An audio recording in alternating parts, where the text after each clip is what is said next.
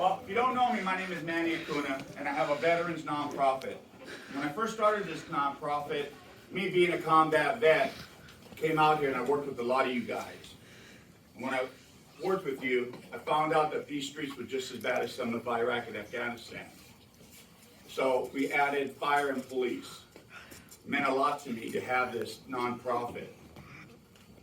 So now my nonprofit has been going for 3 years strong. And let me tell you, we've had some amazing people. So a lot of people don't know. We've honored Navy SEALs, we've honored Gold Stars, and just Saturday we honored an Iwo Jima veteran who was doing flamethrowing with a Purple Heart and got hit by a mortar round from the Japanese.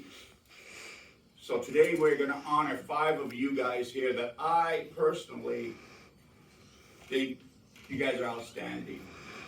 And I'll tell you, all of you that I've known and worked with are freaking outstanding. And down this line, I'm sure you will be on the list at one point in time.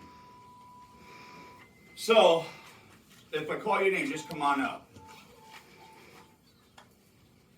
Assistant Chief Brock Miller, come on up. Assistant Chief Dan Houseal, Deputy Chief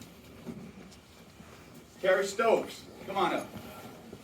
I'm sorry if I'm in your way.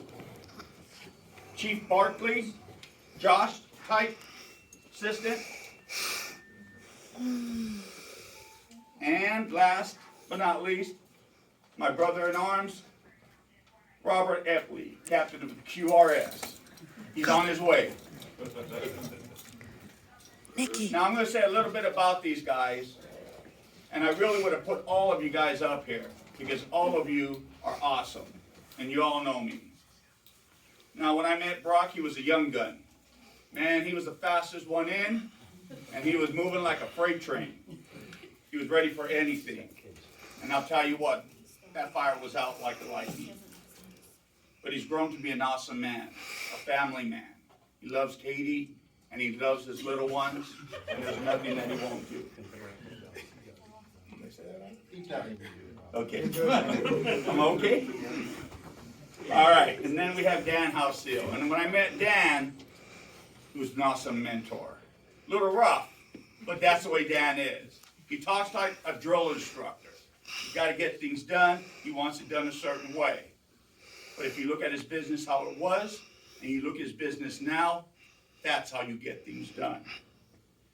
He's a leader with tough love. That's how leaders are. Always, you'll see him either in his work truck or in his personal vehicle, which is his work truck. So he's always showing up in his work truck. And Terry Stokes went through a lot with his demons. And you know what? I was there for a lot of them. And you know what? He pushed through. He never gave up. And that's what you guys do here. You never give up. And these times aren't easy. He's always been there, even if it hurt his family. And a lot of times that's what happens to us. And he's given more than just his heart and soul here. A lot of tears. And Josh Barclay, mentoring is one of his fortes. He has that way of talking to you softly but carrying a big stick. And I'll tell you, he's a family man. There's a lot of tradition with him, with his pops. He's always the first one in and the last one out because he wants to make sure this place looks right when he goes and is ready for the next mission. And he loves this family more than anything and this community. And then it comes to my main man, Eppley, who I got to work with a lot. He started at the age of 16. He celebrates 40 years. And all these guys here have tenure. So they just haven't been here for 10, 9 years. They've been here around the block since they kind of grown up. He served with Marietta, Florin, Mount Joy, and of course Maytown. He's held captain and lieutenant while at Maytown and is currently holding captain of QRS, Quick Response Service. He also received awards for saving someone in a cardiac arrest, and a lot more than that. Just being with him, he knows he always loves you. No homo. So I'd like to thank all you guys, really, from the bottom of my heart.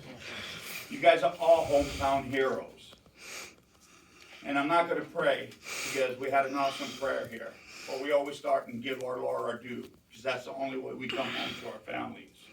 And again, we have Robert, Josh, Terry, Dan, and Brock. All outstanding firefighters, and I'd like to say thank you for your commitment and your service to your community. We know that the job is hard and is filled with happiness and sadness. It's both physical and mentally straining. However, when your beeper goes off and you get that call, you go running into the face of danger, only caring about one thing, and that is helping your community. Two out of three are firefighters or volunteers, in case you didn't know that.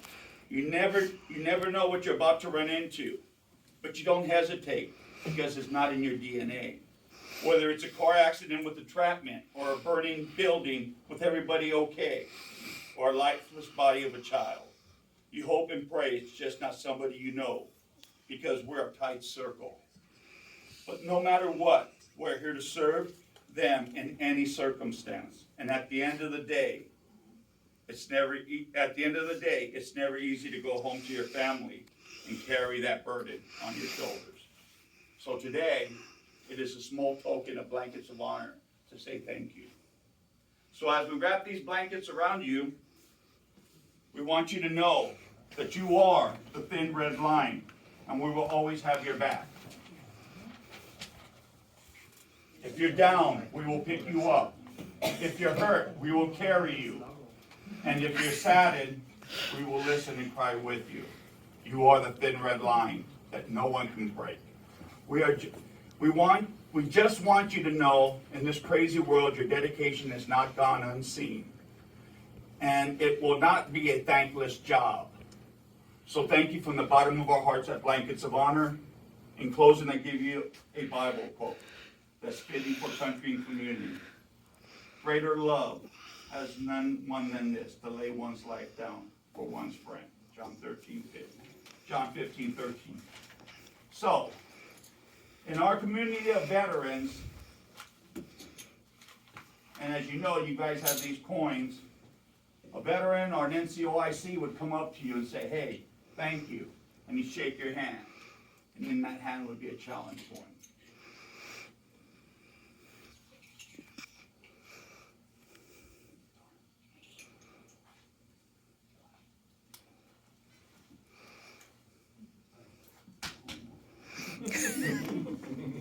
And just to let you know, where's that bag at? It's right behind you. Everybody should have a knee wall, and in the military it's very big.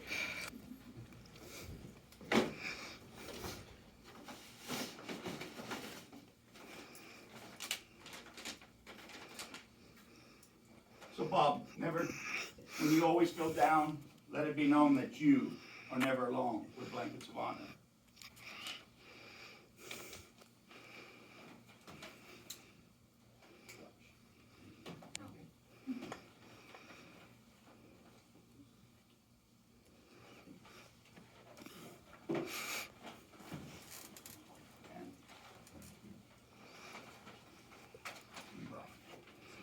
Now, there's a couple of these missing, and I want to explain this. In the military, you get these. Usually you get your certificate, but in this is your orders, with a little bit of giving you where you're going to go or what you're going to do. These are your final orders.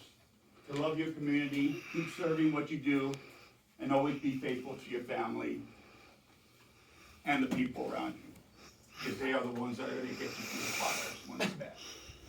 So gentlemen and ladies, I salute you and thank you for what you do.